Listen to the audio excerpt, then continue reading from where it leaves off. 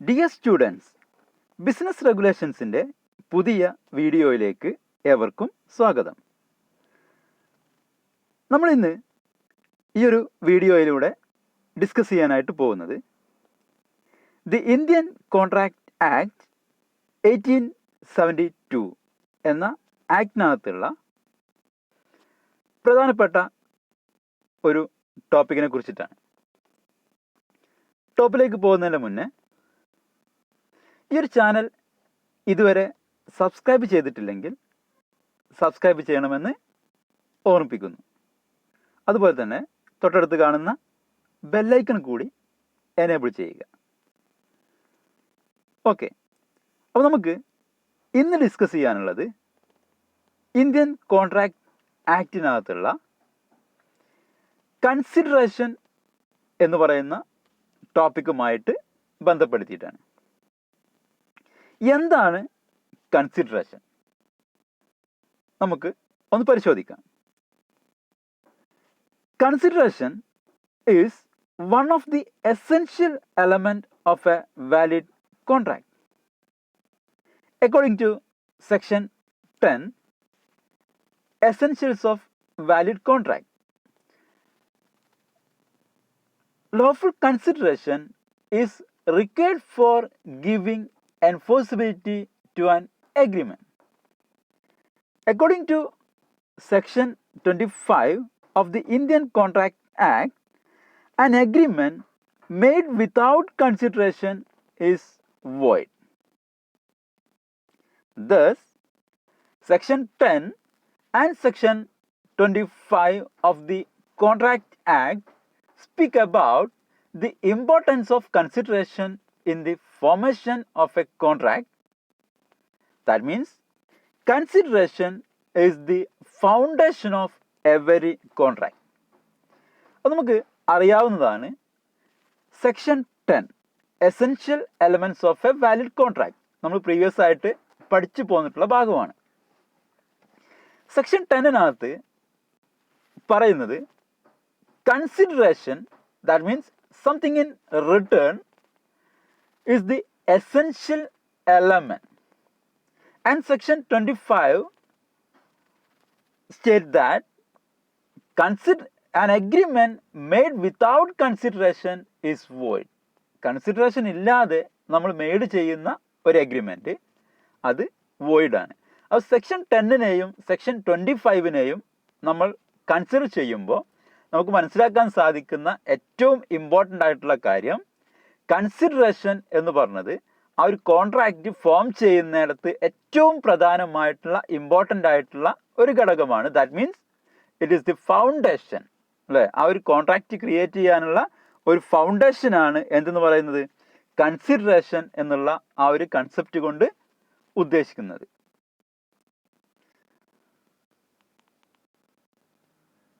An agreement must be supported by consideration to become a contract. The intention of the parties, whether they create legal obligation or not, can only be ascertained by the presence of or absence of the consideration. Hence, consideration is an essential element of a valid contract. In true sense, consideration means something in return. When a party to an agreement promises to do something, he must also get something in return from the other party. This something is called consideration. Accordingly, an agreement which is not supported by consideration is a nudum pactum, which means a nude or a bare agreement. What does it affect? The effect of a nude agreement is no cause of action arises from a bare agreement. അപ്പോൾ important ആയിട്ട് മനസ്സിലാക്കി വെക്കേണ്ട അടുത്തൊരു point, ഒരു consideration ഇല്ലാത്ത, consideration support ചെയ്യാത്ത എഗ്രിമെൻറ്റുകളെ നമ്മൾ എന്തെന്ന് പറയും? ന്യൂഡം പാക്റ്റം എന്ന് പറയും. എന്താണ് പറയുക? ന്യൂഡം പാക്റ്റം. ന്യൂഡം പാക്റ്റം എന്നുള്ളതുകൊണ്ട് ഉദ്ദേശിക്കുന്നത് it's a nude agreement or a bare agreement. ഈ ബെയർ എഗ്രിമെൻറ്റുകളുടെ എഫക്റ്റ് എന്ന് പറയുന്നത് എന്താണ്? അതിനെന്തില്ല? ലീഗൽ എൻഫോഴ്സിബിലിറ്റി ക്രിയേറ്റ് ചെയ്യാൻ സാധ്യമല്ല. ദാറ്റ് മീൻസ് കൺസിഡറേഷൻ ഇല്ല എങ്കിൽ ഒരിക്കലും ഒരു കോൺട്രാക്റ്റിന് ലീഗൽ എൻഫോഴ്സിബിലിറ്റി ക്രിയേറ്റ് ചെയ്യാൻ സാധ്യമല്ല എന്നത് എന്ത് ചെയ്യണം? മനസ്സിലാക്കണം. So consideration is the backbone of all promises. എല്ലാ തരത്തിലുള്ള പ്രോമിസുകളുടെയും ബാക്ക് ബോൺ എന്ന് പറയുന്നത് എന്താണ്? കൺസിഡറേഷൻ ആണ്. കൺസിഡറേഷൻ ഇല്ലെങ്കിൽ കോൺട്രാക്റ്റ് ക്രിയേറ്റ് ചെയ്യാൻ സാധ്യമല്ല എന്നതാണ് എന്ത് നമ്മൾ മനസ്സിലാക്കി വെക്കേണ്ട ഏറ്റവും ഇമ്പോർട്ടൻ്റ് ആയിട്ടുള്ള കാര്യമെന്ന് പറഞ്ഞത്. ഓക്കെ, ഇനി നമുക്ക് കൺസിഡറേഷൻ്റെ ഡെഫിനിഷൻ ഒന്ന് പരിശോധിക്കാം. ഇന്ത്യൻ കോൺട്രാക്റ്റ് ആക്ട് കൺസിഡറേഷൻ എന്നുള്ളതിന് നൽകിയിട്ടുള്ള definition. According to section 2 of D of the Indian Contract Act 1872, when at the desire of the promiser, the promisee or any other person has done or abstained from doing or promised to do or to abstain from doing something, such act, abstinence or promise is called a consideration for the promise. Indian contract ആക്ടിൻ്റെ section 2 of D ആണ് എന്ത് ചെയ്യുന്നത്? Consideration എന്താണ് എന്നതിനെ കുറിച്ചിട്ട് പ്രതിപാദിക്കുന്നത്. എന്താണ് section 2 of D പറയുന്നത്? When at the desire of the promisor, ആ ഒരു പ്രോമിസറുടെ ഡിസയർ അനുസരിച്ചിട്ട് the promisee or any other person has done, പ്രോമിസിയോ അല്ലെങ്കിൽ മറ്റേതെങ്കിലും ആളുകൾ, പ്രോമിസിക്ക് വേണ്ടിയിട്ട് ഓൺ ബിഹാഫ് എന്ത് ചെയ്യാം, മറ്റേതെങ്കിലും ആളുകൾ ചെയ്യുന്നതായിട്ടുള്ള കാര്യങ്ങളും ആയിരിക്കാം, ഒരു പക്ഷേ കൺസിഡറേഷനായിട്ട് പരിഗണിക്കുന്നുണ്ടായിരിക്കാം അല്ലേ? എന്തൊക്കെയാണ് കൺസിഡറേഷനായിട്ട് പറയുന്നത്? Has done or abstain from doing, ഒന്നുകിൽ ചെയ്യാം അല്ലെങ്കിൽ ആബ്സ്റ്റെയിൻ ഫ്രം ഡൂയിങ്, ആ ഒരു കാര്യം ചെയ്യുന്നതിൽ നിന്നും നിരുത്സാഹപ്പെടുത്താം അല്ലെങ്കിൽ വിട്ടുനിൽക്കാം അല്ലേ? Or promise to do or to abstain from doing something, അല്ലെങ്കിൽ ചെയ്യാമെന്ന് എന്ത് ചെയ്യാം? പ്രോമിസ് ചെയ്യാം, വാഗ്ദാനം കൊടുക്കാം. അല്ലെങ്കിൽ ചെയ്യാതിരിക്കും എന്നുള്ളത് അല്ലെങ്കിൽ വിട്ടു നിൽക്കും എന്നുള്ളത് എന്ത് ചെയ്യാം? പ്രോമിസ് ചെയ്യാം. Okay, such act or abstinence or promise is called consideration for the promise. അപ്പോൾ അത്തരത്തിൽ ആ ഒരു ആക്ട് അല്ലെങ്കിൽ ആബ്സ്റ്റിനൻസ് അല്ലെങ്കിൽ പ്രോമിസ്, ഫോർബിയറൻസ്, അതിനെ പറയുന്ന പേരാണെന്ത്? നമ്മൾ കൊടുക്കുന്ന ആ ഒരു പ്രോമിസിനുള്ള കൺസിഡറേഷൻ എന്ന് പറയുന്നത്. ഓക്കെ, ഇതാണ് സെക്ഷൻ 2 of D കൺസിഡറേഷൻ നൽകിയിട്ടുള്ള ഡെഫിനിഷൻ. ഓക്കെ, ഇനി അടുത്ത ടോപ്പിക്കിലേക്ക് വരാം. Legal rules regarding consideration. That means essentials of valid consideration. എന്തെല്ലാമാണ് എസെൻഷ്യൽ എലമെൻറ്റ്സ് എന്നുള്ളതൊന്ന് പരിശോധിക്കാം. കൺസിഡറേഷൻ്റെ എസെൻഷ്യൽ എലമെൻറ്റ്സ് അല്ലെങ്കിൽ കൺസിഡറേഷനുമായിട്ട് ബന്ധപ്പെടുത്തി വരുന്ന ലീഗൽ റൂൾസ് എന്തൊക്കെയാണെന്നുള്ള കാര്യങ്ങളൊന്ന് പരിശോധിക്കാം. ഒന്നാമത്തത്, consideration must move at the desire of the promisor. The promisor under a contract promises something to the promisee in return of the letter's act or abstinence. Therefore, it is essential that promisee should perform his part of the promise only at the desire of the promiser. The desire of the promiser may be express or implied. An act or abstinence done at the desire of a person other than the promiser is no consideration. A gratuitous service rendered by the promisee without any request of the promiser is not a consideration enforceable at law. എന്താണ് പറഞ്ഞത്? ഒരു promisor ഒരു contract create ചെയ്യുന്നതിന് വേണ്ടിയിട്ട് ഒരു promise നൽകുന്നുണ്ടെങ്കിൽ അവിടെ അദ്ദേഹം ഉദ്ദേശിക്കുന്നുണ്ടായിരിക്കും എന്താണ്, ആ ഒരു പ്രോമിസിൻ്റെ കയ്യിൽ നിന്ന് ലഭിക്കുന്ന, അല്ലെങ്കിൽ എന്തെങ്കിലും കാര്യം ചെയ്ത് കിട്ടുമെന്നോ, അല്ലെങ്കിൽ എന്തെങ്കിലും കാര്യം അതിൽ നിന്ന് വിട്ടു നിൽക്കുമെന്നോ, ഇങ്ങനെ എന്തെങ്കിലും രീതിയിലുള്ള ഒരു കൺസിഡറേഷനെ ബേസ് ചെയ്തുകൊണ്ടാണ് യഥാർത്ഥത്തിൽ ഒരു പ്രോമിസർ ഒരു കോൺട്രാക്റ്റ് ക്രിയേറ്റ് ചെയ്യാൻ വേണ്ടിയിട്ട് പ്രോമിസ് പ്രൊവൈഡ് ചെയ്യുന്നത്. അവിടെ നമ്മൾ സെക്ഷൻ 2 ഓഫ് ഡിക്കകത്ത് കൃത്യമായിട്ട് അതിൻ്റെ ഫസ്റ്റ് പാർട്ട് എടുത്ത് പരിശോധിച്ചു കഴിഞ്ഞാൽ നമുക്ക് മനസ്സിലാക്കാൻ സാധിക്കുന്ന ഘടകമാണത്, അല്ലേ? At the desire of the promisor. അപ്പോൾ ഒരു പ്രോമിസറുടെ ഡിസയറിന് എന്തുണ്ട്? ഇമ്പോർട്ടൻസ് ഉണ്ട്. അവിടെ പ്രോമിസർ ഡിസയർ കൂടാതെയാണ് അല്ലെങ്കിൽ മറ്റാർക്കെങ്കിലും വേണ്ടിയിട്ടാണ് പ്രോമിസി ആക്ട് ചെയ്യുന്നതെങ്കിൽ അതൊരിക്കലും നമുക്ക് എന്ത് ചെയ്യാൻ കഴിയില്ല, കൺസിഡറേഷനായിട്ട് പരിഗണിക്കാൻ കഴിയില്ല. അപ്പോൾ ആരുടെ ഡിസയർ അനുസരിച്ചിട്ടായിരിക്കണം? പ്രോമിസറുടെ ഡിസയർ അനുസരിച്ച് കൊണ്ട് പ്രവർത്തിക്കുമ്പോൾ മാത്രമാണ് അത് കൺസിഡറേഷനായിട്ട് പരിഗണിക്കുന്നത്. ഈ പ്രോമിസർ ഡിസയർ ഒരു പക്ഷേ എന്തായിരിക്കാം? എക്സ്പ്രസ് ആയിരിക്കാം, അല്ലെങ്കിൽ ഇംപ്ലൈഡ് ആയിരിക്കാം, അല്ലെ? Word spoken or written or act or behaviour. Okay. എന്നാൽ ഇവിടെ ഗ്രാറ്റുറ്റസ് സർവീസ് വല്ലതും അല്ലെങ്കിൽ ഗ്രാറ്റുറ്റസ് ആക്ട് വല്ലതും വരികയാണ്, സ്വമേധയാ ഒരാൾ എന്തെങ്കിലും ഒരു കാര്യം ചെയ്യാണ്, അല്ലേ? ചിലപ്പോൾ മറ്റുള്ളവരെ സഹായിക്കുക എന്നുള്ള ഉദ്ദേശത്തോട് കൂടി ചെയ്യുന്ന കാര്യങ്ങളൊക്കെ ഉണ്ടാവും. അവർ റിക്വസ്റ്റ് ചെയ്യാതെ സ്വമേധയാ ചെയ്തു കൊടുക്കുന്ന കാര്യത്തെ നമുക്കൊരിക്കലും കൺസിഡറേഷനായിട്ട് പരിഗണിക്കാൻ സാധ്യമല്ല. കോർട്ട് ഓഫ് ലോയുടെ മുന്നിൽ എൻഫോഴ്സിബിലിറ്റി ക്രിയേറ്റ് ചെയ്യാൻ സാധിക്കുന്ന കാര്യമല്ല ഇത്തരത്തിലുള്ള ഗ്രാറ്റുറ്റസ് ആക്ട് എന്നുള്ളത്. എന്ത് ചെയ്യണം? ഇതിൻ്റെ കൂടെ നമ്മൾ മനസ്സിലാക്കി വെക്കണം. ഓക്കെ, രണ്ടാമത്തെ പോയിന്റിലേക്ക് പോകാം.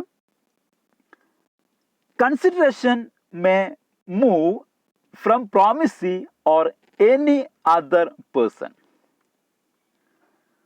Consideration may proceed from promisee or from any other person on behalf of the promisee. So, it is clear that a person can sue on a contract even if the consideration for the promise proceeded from a third party, provided it has been done at the desire of the promiser. The word the promisee or any other person in the definition clause shows a stranger to the consideration may maintain a suit. അപ്പോൾ section 2 of D consideration definition നമ്മൾ പരിശോധിക്കുമ്പോൾ അതിൻ്റെ second പാർട്ടിനകത്ത് നമ്മൾ കാണുന്നത് എന്താണ്? The promisee or any other person, അല്ലേ? അവിടെ പരിഗണിക്കേണ്ടതായിട്ടുള്ള വിഷയം, ഒരു പക്ഷേ കൺസിഡറേഷൻ മൂവ് ചെയ്യുന്നത് പ്രോമിസിയിൽ നിന്നായിരിക്കാം, അതല്ലെങ്കിൽ on behalf of the promisee ഒരു തേർഡ് പേഴ്സണകത്ത് നിന്നും കൺസിഡറേഷൻ എന്ത് ചെയ്യാം? മൂവ് ചെയ്യാം, അല്ലേ? അപ്പോൾ സെക്ഷൻ 2 ഓഫ് ഡിയുടെ ആ ഒരു ക്ലോസ് നമ്മൾ പരിശോധിക്കുമ്പോൾ അത് നമുക്ക് മനസ്സിലാക്കാൻ സാധിക്കുന്ന ഏറ്റവും പ്രധാനമായിട്ടുള്ള ഘടകം, ഇവിടെ ഈ ഒരു കോൺട്രാക്റ്റിനകത്ത് ഒരു സ്ട്രേഞ്ചർക്ക് കൺസിഡറേഷൻ്റെ കേസിനകത്ത് പ്രവേശനം ലഭിക്കുന്നു എന്നുള്ളതാണ്, അല്ലേ? അഥവാ ഈ ഒരു കോൺട്രാക്റ്റിനകത്ത് കൺസിഡറേഷനുമായിട്ട് ബന്ധപ്പെട്ട കാര്യത്തിനകത്ത് ഒരു പക്ഷേ ഒരു തേർഡ് പേഴ്സണ് പോലും സ്യൂ ചെയ്യാനുള്ള, ഒരു സ്യൂട്ട് മെയിൻറ്റെയിൻ ചെയ്യാനുള്ള അവകാശം ലഭിക്കുന്നുണ്ട് കൺസിഡറേഷൻ്റെ കാര്യത്തിനകത്ത്. ഓക്കെ, അപ്പോൾ ഒന്നുകിൽ ആ കൺസിഡറേഷൻ മൂവ് ചെയ്യുന്നത് പ്രോമിസിയിൽ നിന്നായിരിക്കാം, ഇനി അതല്ലെങ്കിൽ on behalf of the promisee ഒരു തേർഡ് പേഴ്സണ് വേണമെങ്കിൽ എന്ത് ചെയ്യാം? ആ കൺസിഡറേഷൻ മൂവ് ചെയ്യാം. ഓക്കെ, ഇതാണ് സെക്കൻഡ് പോയിന്റ് പറയുന്നത്. തേർഡ് പോയിന്റ് പരിശോധിക്കാം. Consideration may be an act, abstinence or forbearance or a return promise. Section 2 of D പരിശോധിച്ചു കഴിഞ്ഞാൽ നമുക്ക് മനസ്സിലാക്കാൻ സാധിക്കുന്ന മറ്റൊരു കാര്യമാണെന്ത്? ഹാസ് ഡൺ ഓർ abstain from doing or promises to do or to abstain from doing something. അല്ലേ? Such act, abstinence or promise is called consideration for the promise. അപ്പോൾ കൺസിഡറേഷൻ ആയിട്ട് ഇവിടെ നമ്മൾ പരിഗണിക്കുന്ന കാര്യം എന്ന് പറയുന്നത് ഒരു പക്ഷെ എന്താണ്, ഒരു ആക്റ്റ് ആണ്, അല്ലെങ്കിൽ ആബ്സ്റ്റിനൻസ് ആണ്, അല്ലെങ്കിൽ ഫോർബിയറൻസ് ആണ്, അല്ലെങ്കിൽ റിട്ടേൺ പ്രോമിസ് ആണ്, അല്ലേ? അപ്പോൾ ഇത്തരത്തിലുള്ള എന്ത് കാര്യവും ആ ഒരു പ്രോമിസിന് സംതിങ് ഇൻ റിട്ടേൺ എന്നുള്ള രീതിയിൽ നമ്മൾ നൽകുന്നത് എന്താണോ അതെന്താണ് ഇവിടെ നമുക്ക് കൺസിഡറേഷനായിട്ട് പരിഗണിക്കാൻ കഴിയുന്ന കാര്യമാണ്, അല്ലേ? അപ്പോൾ എന്തൊരു കാര്യമാണോ നമ്മൾ റിട്ടേൺ ആയിട്ട് പ്രൊവൈഡ് ചെയ്യുന്നത്, അത് എന്തും ആവാം. ആക്റ്റ് ആയിരിക്കാം, ആബ്സ്റ്റിനൻസ് ആയിരിക്കാം, ഫോർബിയറൻസ് ആയിരിക്കാം, അല്ലെങ്കിൽ ഒരു റിട്ടേൺ പ്രോമിസ് ആയിരിക്കാം. അത് നമ്മൾ കൺസിഡറേഷൻ എന്നുള്ള രീതിയിൽ എന്ത് ചെയ്യുന്നു, പരിഗണിക്കുന്നു എന്നുള്ളതാണ്. ഓക്കെ. നാലാമത്തെ കാര്യം, it may be past, present or future. Consideration may be past, present or future. The use of word has done or abstain from doing, or does or abstain from doing, or promises to do or to abstain from doing in section 2 of D of the Contract Act clearly shows that consideration may be past, present or future. When the promiser received the consideration from the promisee even before the date of the promise, it is called past consideration. അഥവാ ആ ഒരു പ്രോമിസിൽ നിന്നും consideration receive ചെയ്യുന്നത് ആ ഒരു promise made ചെയ്യുന്നതിൻ്റെ മുന്നേ ആണെന്നുണ്ടെങ്കിൽ അത്തരത്തിലുള്ളതിനെ പറഞ്ഞ പേരാണെന്ത്, പാസ്റ്റ് കൺസിഡറേഷൻ എന്നുള്ളതുകൊണ്ട് ഉദ്ദേശിക്കുന്നത്. In other words, the promisee give consideration first and the promiser give promise later. That is past consideration. Okay. Second one, when the promiser receive consideration from promisee simultaneously with the promise, it is called present or executed consideration. ഇനി promisor consideration receive ചെയ്യുന്നത്, ആ ഒരു പ്രോമിസിൽ നിന്നും consideration receive ചെയ്യുന്നത് simultaneously with the promise, ആ ഒരു പ്രോമിസിൻ്റെ കൂടെ തന്നെയാണ്. ആ പ്രോമിസ് മെയ്ഡ് ചെയ്യുന്നതിനെ കൂടെ തന്നെ എന്ത് ചെയ്യുന്നു, കൺസിഡറേഷൻ റിസീവ് ചെയ്യുകയും ചെയ്യുന്നുവെങ്കിൽ അത്തരത്തിലുള്ള കൺസിഡറേഷനെ നമ്മൾ പറയുന്ന പേരാണെന്ത്, present consideration or executed consideration എന്നുള്ളതുകൊണ്ട് ഉദ്ദേശിക്കുന്നത്. എക്സാമ്പിൾ വേണമെങ്കിൽ നോക്കാം, അല്ലേ? Present consideration usually arises when there is a promise to pay for goods sold and delivered. നമ്മൾ സാധനം എന്തെങ്കിലും പർച്ചേസ് ചെയ്യുന്നു, അപ്പോൾ ആ ഒരു പർച്ചേസ് ചെയ്യുന്ന ആ ഒരു സാധനം അല്ലെങ്കിൽ ആ ഒരു സെയിൽ ചെയ്യുന്ന ആ ഒരു സാധനം എന്ത് ചെയ്യുന്നു, നമ്മുടെ കയ്യിലേക്ക് വരുന്നു, നമ്മൾ അതിനുള്ള ക്യാഷ് കൊടുക്കുന്നു. That is present consideration. അഥവാ ആ ഒരു പ്രോമിസിൽ നിന്നുള്ള കൺസിഡറേഷൻ സൈമൾട്ടേനിയസ്ലി വിത്ത് പ്രോമിസ് എന്ത് ചെയ്യാണ്, പ്രോമിസ് റിസീവ് ചെയ്യുകയാണെങ്കിൽ അതിനെ പറഞ്ഞ പേരാണെന്ത്, പ്രസന്റ് കൺസിഡറേഷൻ എന്നുള്ളതുകൊണ്ട് ഉദ്ദേശിക്കുന്നത്. മൂന്നാമത്തെ ഭാഗം എന്താണ്, when the promisor has to receive consideration in future for his promise, it is called future consideration or executory consideration. That is it is also known as promise to promise.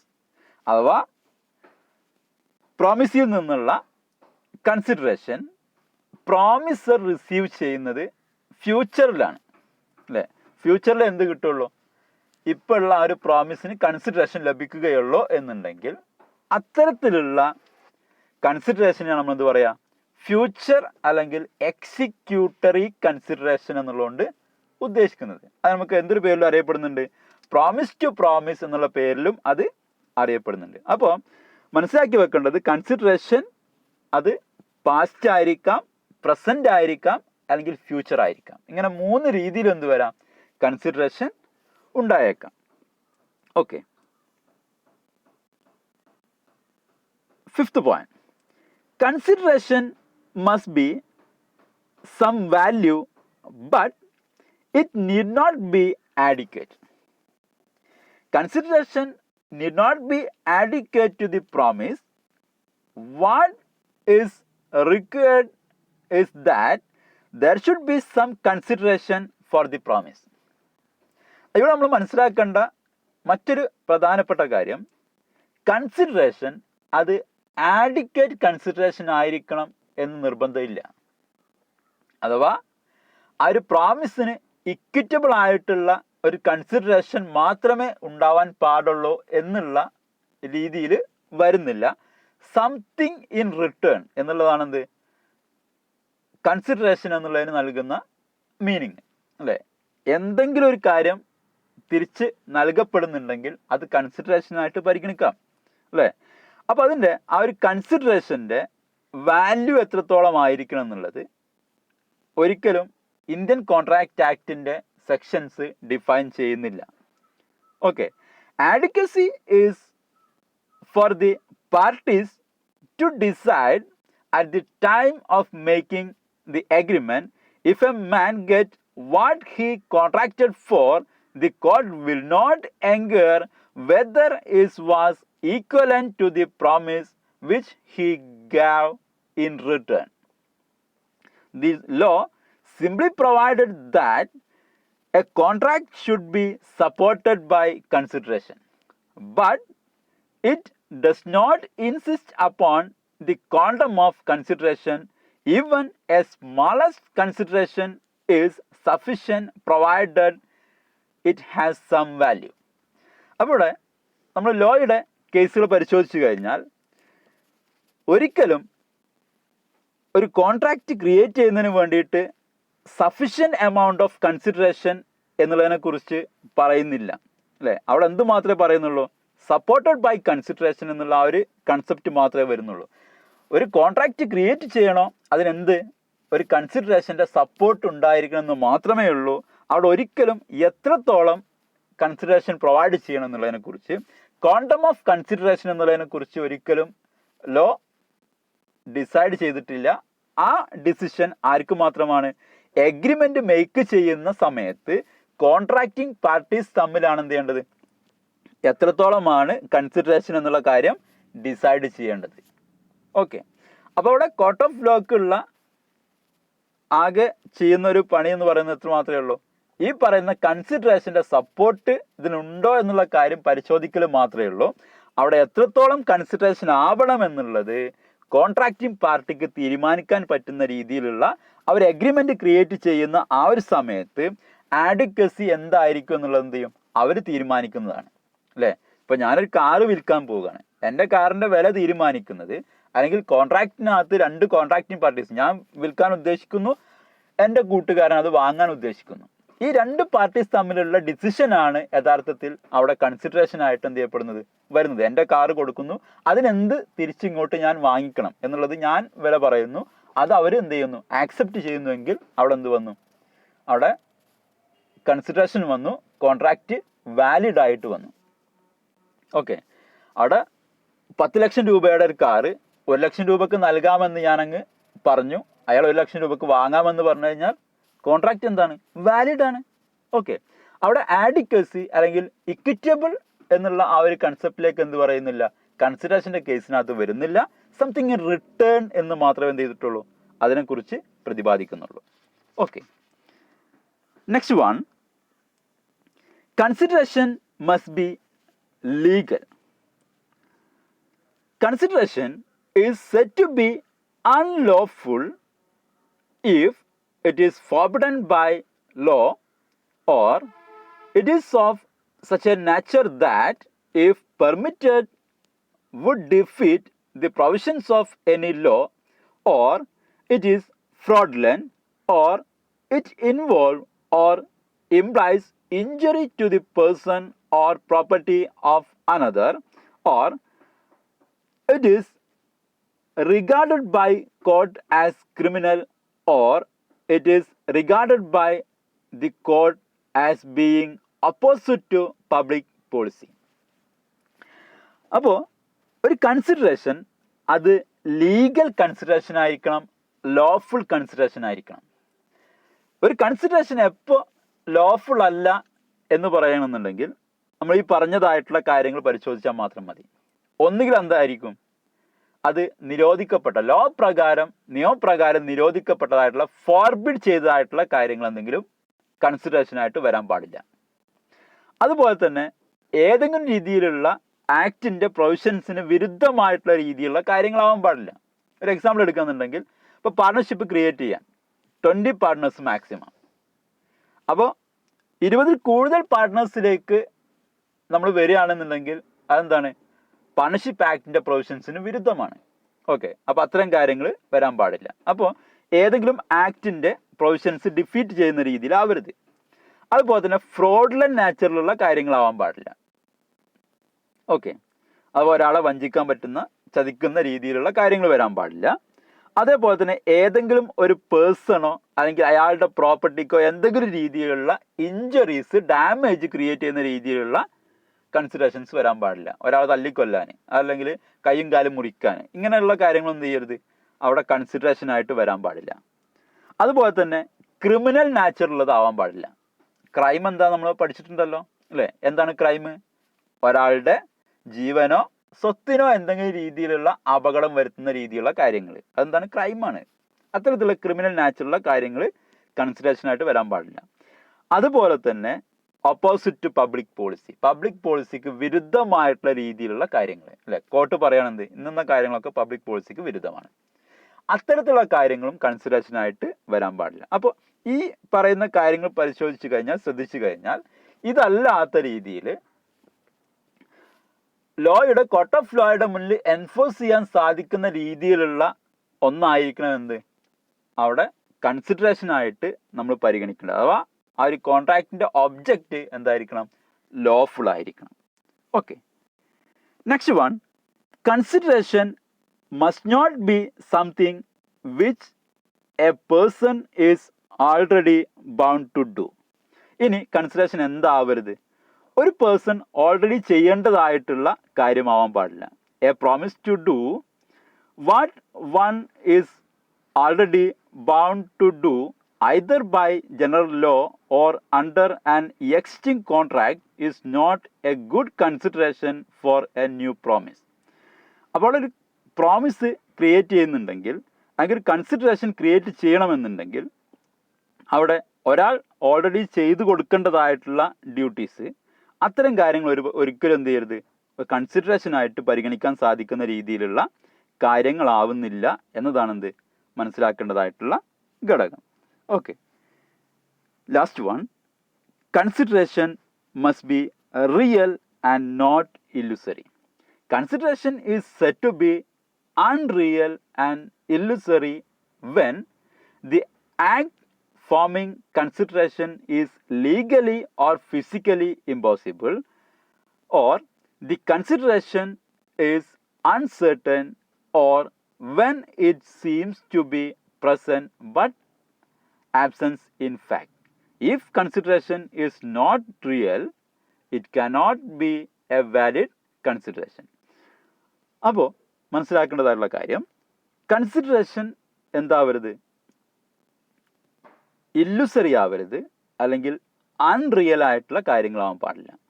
അപ്പോൾ നമ്മൾ കൺസിഡറേഷനായിട്ട് provide ചെയ്യുന്ന കാര്യം അത് legally physically impossible ആണെങ്കിൽ അതെന്താണ്, unreal ആണ്, ഇല്ലുസറി ആണ്. ഇനി അതല്ല, ഇത് അൺസേർട്ടൺ ആണ്, നമുക്കെന്തില്ല, ഈ പറയുന്ന കൺസിഡറേഷൻ കൃത്യമായിട്ട് നമുക്ക് പറയാൻ സാധ്യമല്ല, എന്ത്, അത് ഒരു സെർട്ടനിറ്റി അതിന് പ്രൊവൈഡ് ചെയ്യുന്നതിന് വേണ്ടി കഴിയുന്നില്ല. അങ്ങനെയാണെന്നുണ്ടെങ്കിൽ അതെന്തല്ല, ആ ഒരു കൺസിഡറേഷൻ അത് റിയൽ കൺസിഡറേഷൻ ആയിട്ട് വരുന്നില്ല. അതേപോലെ തന്നെ ആബ്സെൻസ് ഓഫ് ഫാക്റ്റ് അല്ലേ, ആ ഒരു പ്രസൻറ്റ് കണ്ടീഷൻസിനകത്ത് നമുക്ക് അതിൻ്റെ ഫാക്റ്റ് നമുക്ക് കൃത്യമായിട്ട് കാണാൻ സാധിക്കുന്നില്ലെങ്കിൽ, അപ്പോൾ ഇത്തരത്തിൽ വരുന്ന അൺറിയൽ ആയിട്ടുള്ള കാര്യങ്ങളാണെന്നുണ്ടെങ്കിൽ അവിടെ വാലിഡ് കൺസിഡറേഷൻ ആയിട്ട് പരിഗണിക്കാൻ സാധിക്കുന്നതല്ല. അല്ലെങ്കിൽ ഇല്ലുസറി ആയിട്ടുള്ള കാര്യങ്ങളാണെങ്കിൽ ഒരു വാലിഡ് കൺസിഡറേഷൻ ആയിട്ട് പരിഗണിക്കാൻ കഴിയുന്ന കാര്യങ്ങളല്ല.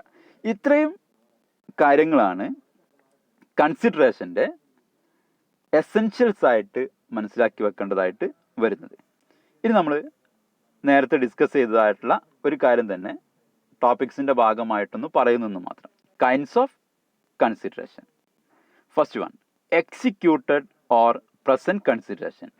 When consideration is given simultaneously with promise, that is, at the time of the promise, it is termed as present consideration. Second one, executory or future consideration. When the consideration for a promise is rendered in future, it is termed as future or executory consideration. And third one, past consideration. When the present promise is based on the consideration already taken place, that is, before the date of the promise, it is termed as past consideration.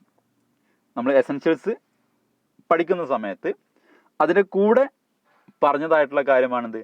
It may be past, present or future. അതുതന്നെയാണ് നമുക്ക് kinds of consideration എന്നുള്ള ഭാഗത്തിനകത്തും മനസ്സിലാക്കി വെക്കേണ്ടത്. Okay, thank you.